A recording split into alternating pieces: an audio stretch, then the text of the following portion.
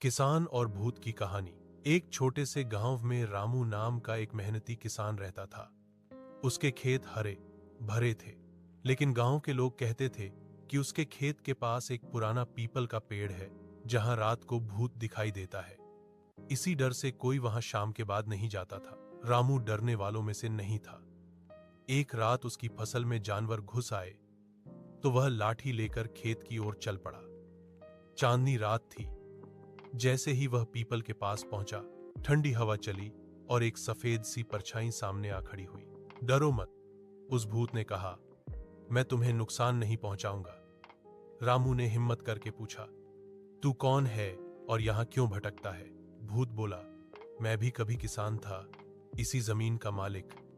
लालच में मैंने दूसरों का हक छीना और मरने के बाद मेरी आत्मा को चैन नहीं मिला। रामू को दया आ गई। उसने कहा, अगर तुझे शांति चाहिए तो अच्छा काम कर, इस जमीन की रखवाली कर, किसी को नुकसान मत पहुंचने दे। उस रात के बाद अजीब बात होने लगी। रामू की फसल को कोई जानवर नुकसान नहीं पहुंचाता, चोर भी खेत के पास नहीं आते।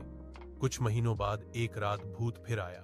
उसने कहा, तुम्हारी वजह से मुझे शांति मिली, अब मैं जा रहा हूं। इसके बाद वह भूत कभी दिखाई नहीं दिया।